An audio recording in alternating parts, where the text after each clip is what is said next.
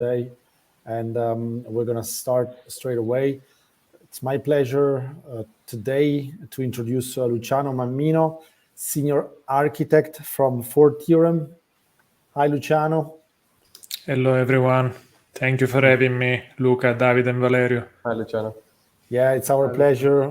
Luciano is an expert in AWS architecture and Node.js. He's actually pretty famous because he wrote a very successful book about Node.js. Is that right, Luciano? Thank you, Luca. You are too good. Yeah, I wrote a book called Node.js Design Patterns. I will drop the link in the chat if anyone is interested. Yeah, it's a great book. I think, I think if you're interested in that super technology, you should certainly, have a look at that book. All right, guys. So let's jump straight into it. Today we have a very tight agenda, and for that I will start by sharing today's episode outline. It's always about building a smarter OCR. That's what we're doing, and hopefully before Halloween, I guess we're gonna get there. So I think we already covered a lot in episode 2 on how to create a labeled dataset. Today, episode 3 is about training an Ili detector, which is an object detector, right? So for doing that, David has already created a notebook, IPython notebook that will be shared in the description of the video. So this is an hands-on session where essentially we really deep dive into the code and we show you how you could do it. Okay, this is going to be one way in which you can train an object detector. There are going to be other ways, but I think you have to start somewhere.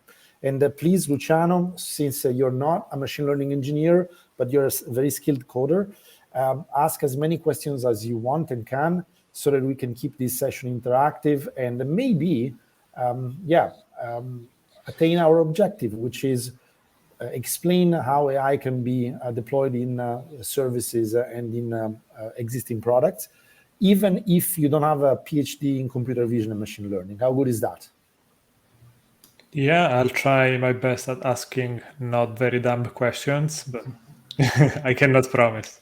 Okay, so without further ado, Davide, why don't you share your screen and we jump into this interesting hands-on session.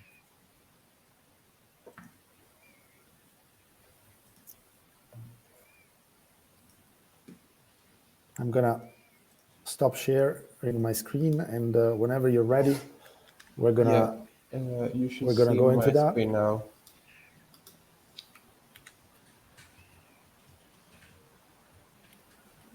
Not yet. Not yet. So let's give it a couple of seconds. I think you have to accept my sharing. Add it to your stream, and that's it. Okay. You're live. Okay, so today we are gonna use these labels that we created on the last episode to train an object detection model with Python and Pytorch specifically. So we're going to use a specific object detection model called fast RCNN. This is a pretty common and frequently used object detection model that can be directly imported from the Pytorch library. Maybe later I'm gonna go deeper in the explanation of how this model works, but for now we can just start running some code. So just one question for Luciano. Sorry to interrupt, David, as usual. I drank way too much coffee today. Put back that schema, which is very, very interesting. Luciano, are you so do you understand what the problem is? And here I'm talking about object detection. So broadly speaking, do you know what we're talking about here? I can try to explain my understanding, and then you can tell me if it makes sense. But No basically, problem. we have a picture, or I suppose a stream of pictures, maybe a video, I'm not sure. But let's say it's a picture for simplicity, and we want to recognize specific types of objects inside that picture. Is that Exactly correct? Yeah. 100%. What we call the object detection is, let's say, a concatenation of two different operations. First is recognition of a pattern. So we have to understand that there is, as in this case, a cowboy, and then localization. So we have to locate this object within the image. Sounds like a reasonable problem definition. Yeah, I think so. I'm curious to understand better, like, what is the input and what is the output. The input, I suppose, is the bytes of a picture, right? Yeah. But what does the output look like? Yeah, for example, we can see this image, this schema, and the problem of object detection is that you don't know the regions where a possible object can be before you feed the image inside the network. So in some way, you have to create, estimate those regions before doing the classification. And this network works basically you have a first part of the network called the convolutional feature map, in which the model, the image is fed into the model. And the image is, by the way, just to be absolutely specific and rigorous, what is an image from a it's a code matrix perspective? with height, width, and the number of channels. So it's a tensor, basically. And typically, it's a tensor with 3 channels, red, green, and blue, right? So we have this cube of numbers. And the numbers, the pixels are, numbers between 0 and 255. So we have a cube of, or a tensor of numbers between 0 and 255. Okay. That we feed into the network. So in the first part of this network, the model will compute a feature map, a sort of heat map, in which the model will try to highlight the regions where it's more likely that an object could appear. And once this has been done, the second part of the network will try to classify these regions among the different classes of interest. Okay, so first of all, you are trying to identify like boundaries, like rectangles in the picture, and then you try to understand like what kind of object is in that rectangle, the class, right? Yeah, exactly, yeah. And so the output, to answer your question, actually there are 2 outputs. That are the boundaries, as you said. So the upper left point and the lower right point of the rectangle, and the probability for each classes. Right.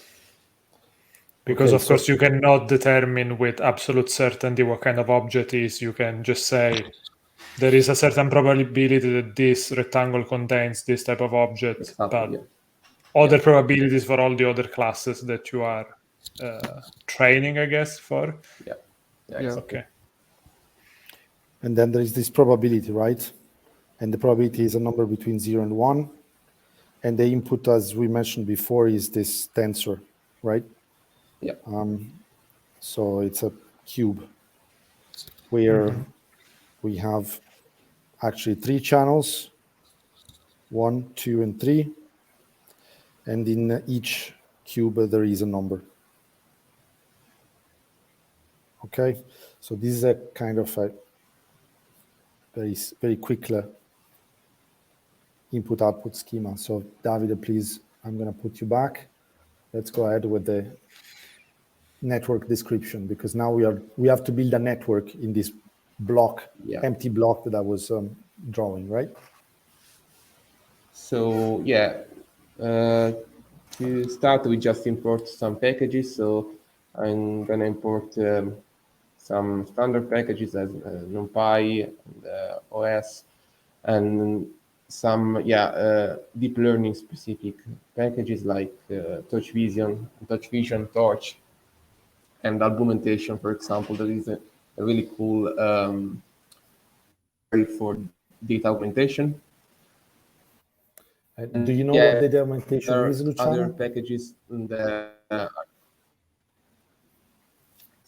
And not really. So maybe it's a good thing. So explain, what do you mean by data augmentation?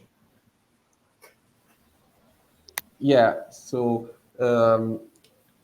usually you never have enough data, no? So you try to increase the number of samples on which you want to train your network. So you basically apply some transformations to your images. And yeah, I mean, you can decide obviously these transformations, so you are sure that the output class that you want to predict will not change. So for example, if you horizontally flip the image, obviously the object is still there. So it's obviously an allowed transformation to apply to to increase the number of samples. So if these are original, you see, if these, let's say that these dots are images, a data augmentation technique, a very simple one, would imply to change the color of this, have the same images or the same dots with a different color. So this is what we call data augmentation. So we take a variable, or let's say an axis of differentiation, and we augment the initial data set that we use for training the model. Does it make sense? Yeah, so basically for every image in your dataset, you are producing a number of variations of that image, and they also become part of your dataset, right? Exactly. So we are just increasing, and this is a very empirical and very nice property of machine learning algorithms. So the more data you use for training, the better the performance, up to a certain point, obviously. But the idea is that no data, no party. More data you have, more interesting it becomes. Okay, Davide. Thank you. Okay, that's really cool. As you can see, Luciano, these are the transformations that we are going to apply to the different images. So we're gonna rotate the images. We're gonna flip horizontally, flip vertically. Apply some change into the perspective of images, and try to slightly modify saturation, contrast of the image, and so on. And then at the end, we will resize the image to a 256 square image. Input. And why do you, this is a very important step, David and Valeria, right? So the resizing, it's very important. Do you remember why? Or can you explain to Luciano in simple terms why this is so important? Well, all images, first of all, all images must have the same size.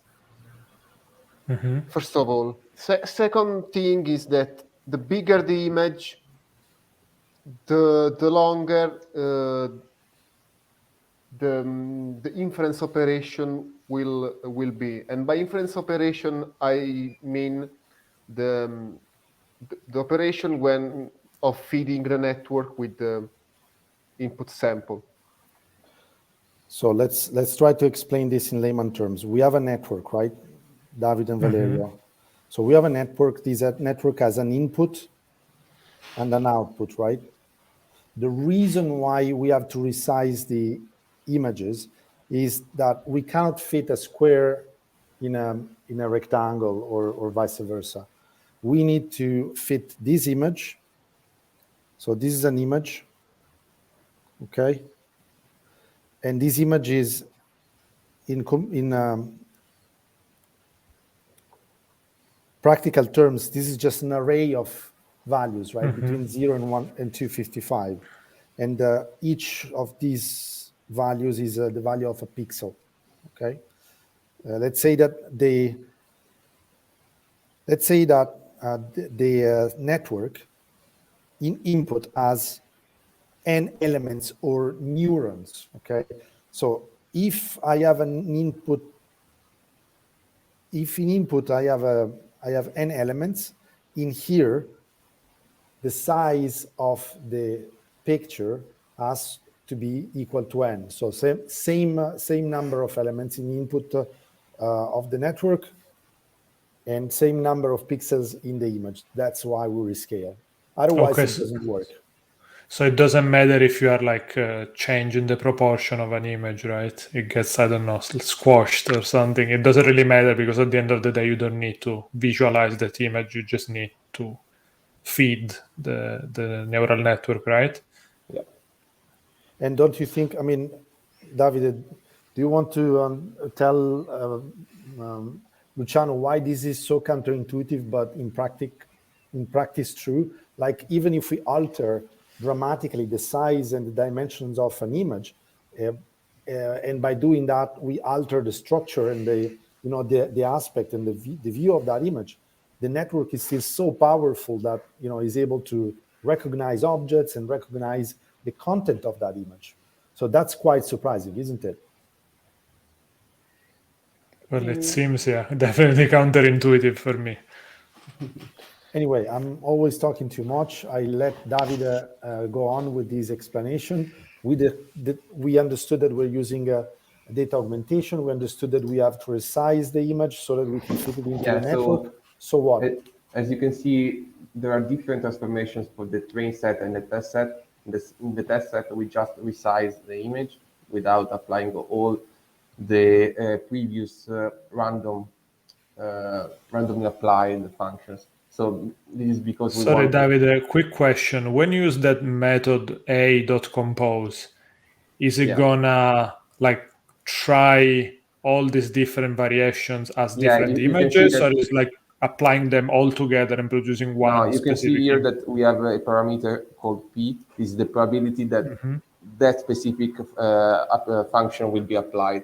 So in the 20% of cases, the rotation will be applied.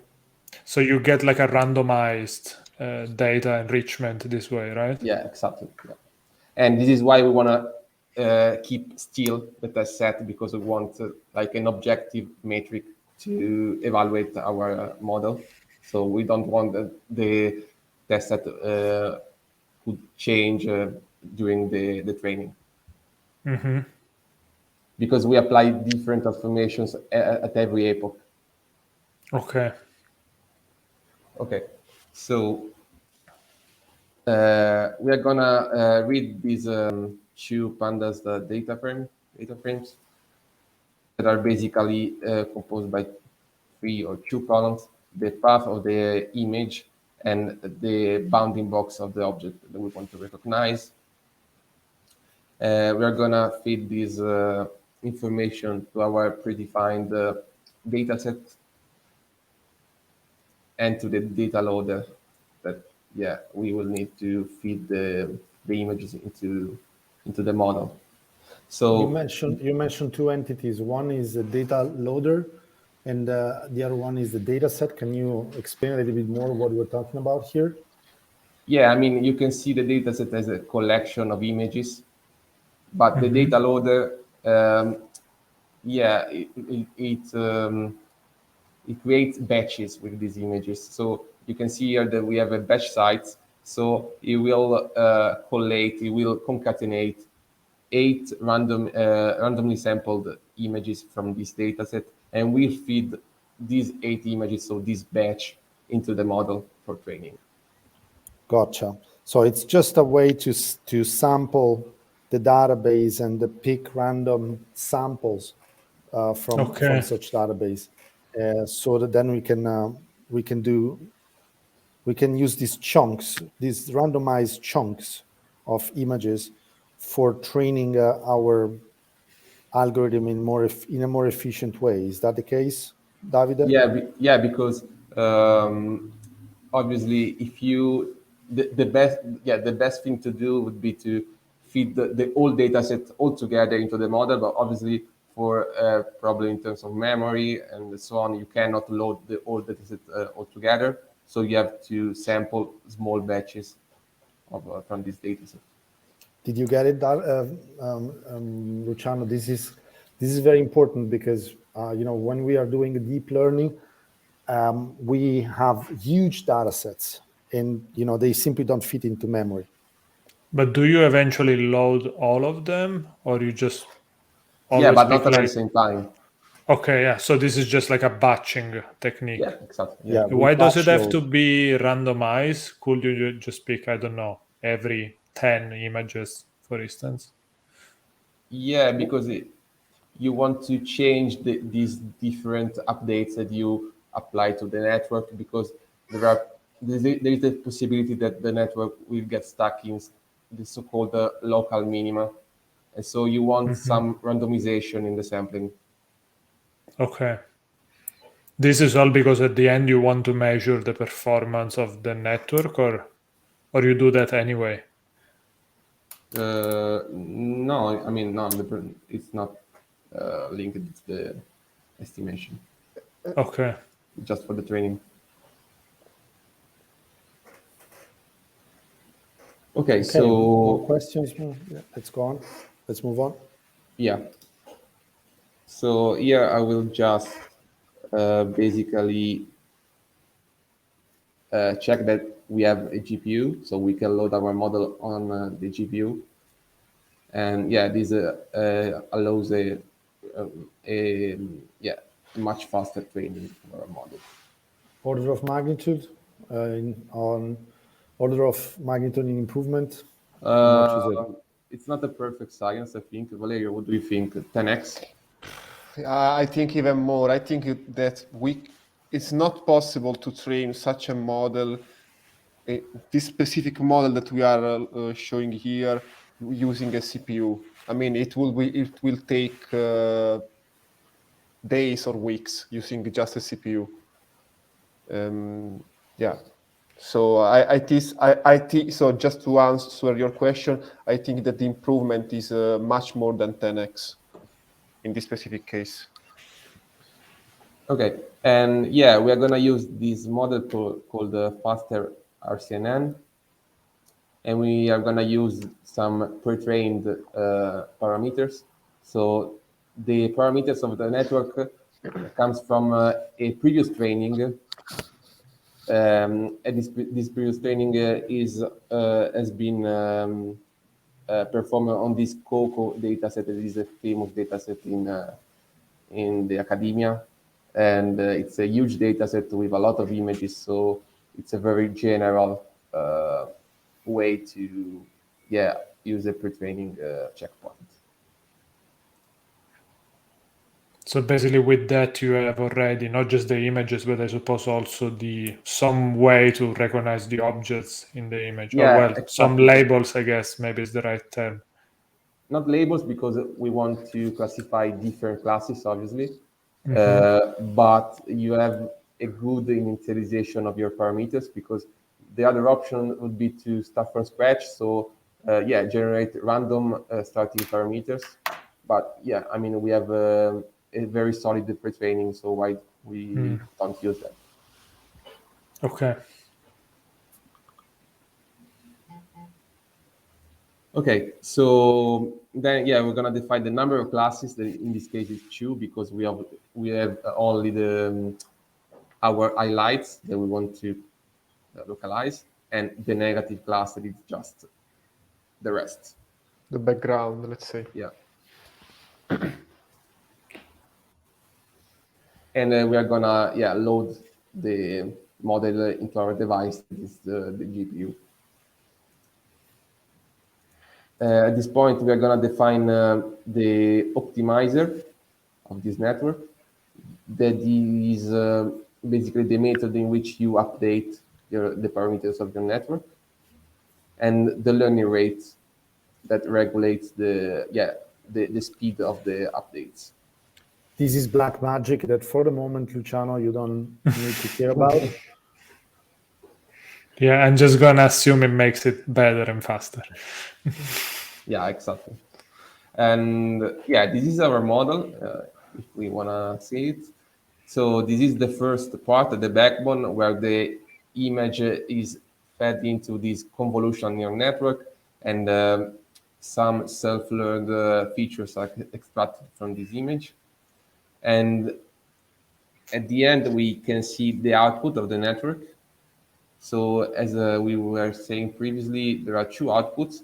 the probability for each class. So we have two classes in this case. So we have two output probabilities, and yeah, the potential bounding boxes of the positive and negative class. So we have 8 numbers, obviously, because there are 4 numbers for each class. Okay. And yeah, and then we can just start the training. So we define the number of epochs, and yeah, we save the checkpoint, we save the parameters of the model at the end of every epoch, and we start the training. So you're training live, right? Yeah. And we are using a GPU on AWS. Do you remember what kind of GPU are we? I think it's a Tesla, but you can check, Davide, using the shell. If you do NVIDIA as me, I'm not sure because it's gonna tell you the model of the GPU. I'm If not you sure can- because my driver a bit fucked up. Okay, you broke the driver. Vabbè. Don't Doesn't worry. matter. Yeah. Doesn't matter. Yeah. Okay, that's it's interesting to know that now we're training, that we're using probably a Tesla, and this training session, it seems to go quite fast. How many epochs have we already done? 4. We are 4. we are at the 5th epoch. So can you remember? Do you remember what an epoch is? If we go back to that definition of, I have a data set, I'm creating batches. What is an epoch, Davide? Do you remember? Yeah, it's not so well defined. I mean, you can really play on the definition of epoch, but usually it's when the model has been exposed to all the images in your dataset at least once. Excellent. Exactly. So the interesting thing, Luciano, is that we keep iterating and we keep launching multiple epochs. We keep showing the algorithm the samples of the database in a randomized way. And the idea is that if we do that, over time, epoch by epoch, the performance of the model will increase. And maybe Davide can show what I mean by performance. So there is a number Is that there. because you change the parameters on the network as you do this? Yeah, exactly. Okay. Yeah. So imagine this algorithm as a set of if-then clauses. Okay. So just to be clear, imagine this deep learning network as a if-then clause. Okay. Replicated. How many parameters do we have in this model? I think some million. 7 million? Yeah, some So million. 7, 8 million, 10 million parameters. So we have 7 to 8 million if-then clauses inside this this model. Okay. And the idea is that we change the conditions or the parameters. So like knobs, we change them and we adapt them until we get the desired output right. Okay. And in this case, the desired output is this, right? It's the position of the bounding box in terms of x, y, z, m. Okay, these 2 points. And the probability. So we have, I imagine, 4 numbers, right, Davide? Yeah, exactly. Yeah. So X, Obviously, Y. you cannot have the exact solution to your problem, but you can obtain a good approximation. So this is the output. And we already know that if, this is a probability, so 0 and 1 is a double. These are probably all integers. And if the image is square, like let's say m pixels by m pixels, we already know that all these numbers vary between 0 and m. Does it make any sense? Yeah. Okay, so we just tweak in this training session, epoch by epoch, we are turning the dials of this mega model with 10 million parameters in order to get those 5 numbers right. And there are a lot of permutations, as you can imagine, in those 5 numbers. In your notebook, you didn't show the code for all of this, so I'm assuming this is abstracted for you by the libraries you are using. Yeah. Is that right? Yeah, the beauty of PyTorch is that it is able to design a sort of differential graph behind the network, so you can perform the so-called backpropagation of the model. So you can basically learn from the errors that you make. Okay. So basically, every time you do something right, meaning you see the correct result, you have you like give a way to improve the network, to propagate back those I don't know, Even when you make parameters. wrong, obviously. Okay. It's like every time the network classifies well a training sample, you give to the network a sort of reward. And you, of course, if there is an error, you don't give to the network a reward.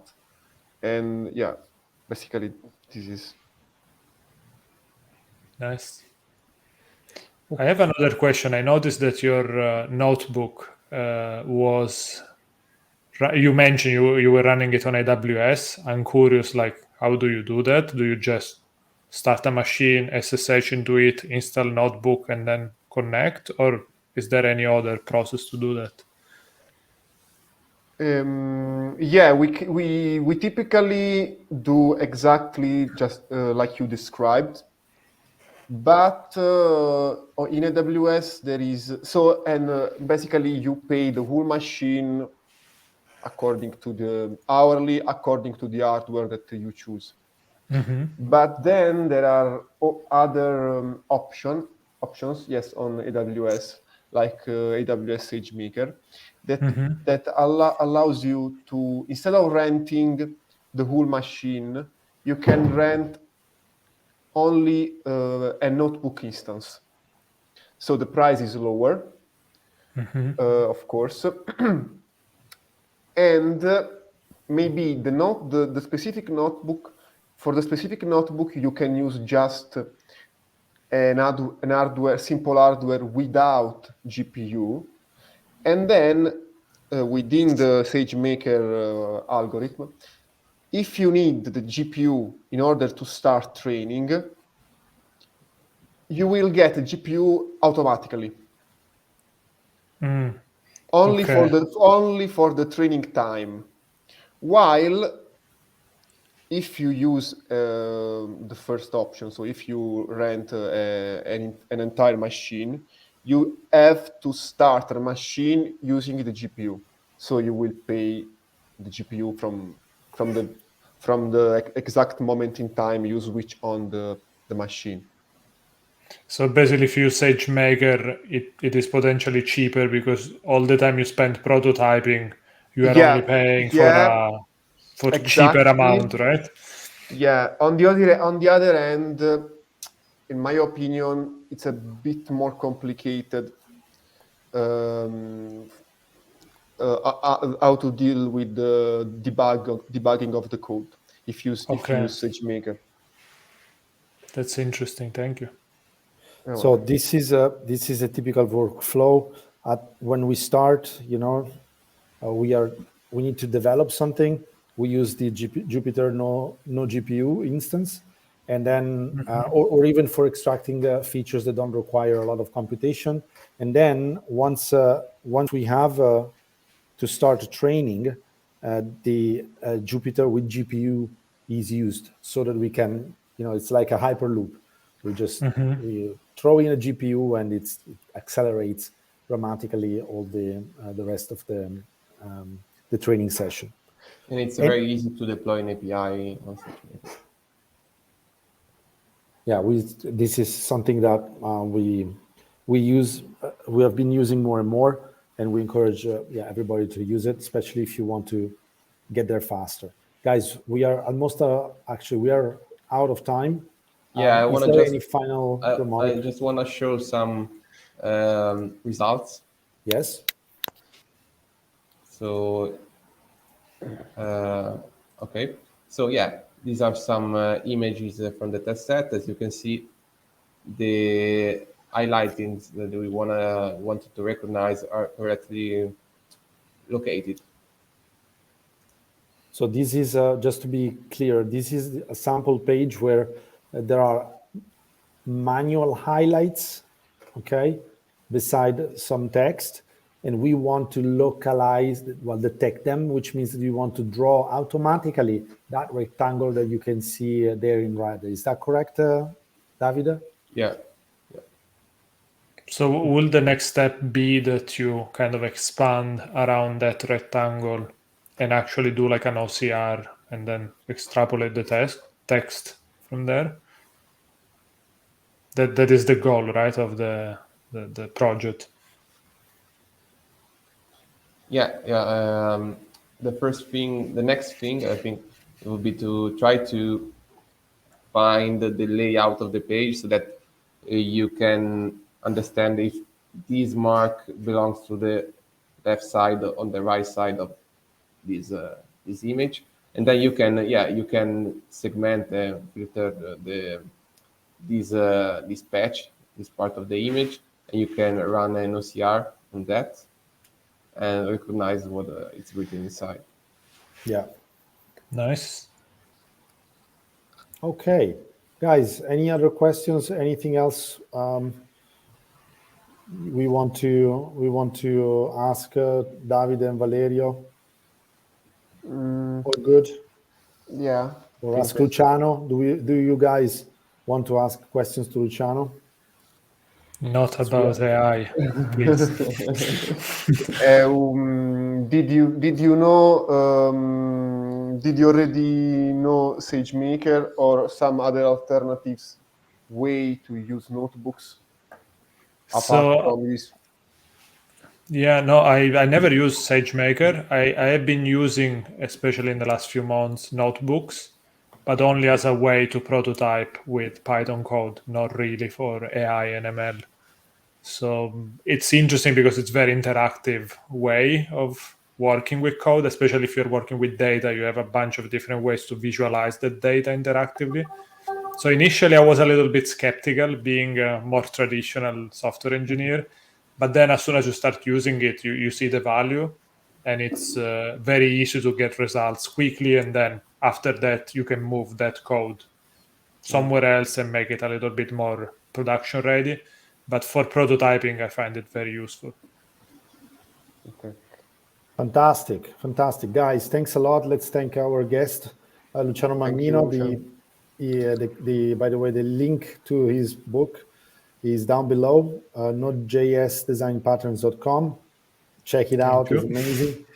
Have a great weekend, guys. Thank you, Davide, for preparing this. That was very interesting and brilliant delivery. Thank you to Valerio for his insights. And I'll see you next episode. Thank you, Bye, guys. Bye. You guys. Bye. Bye-bye.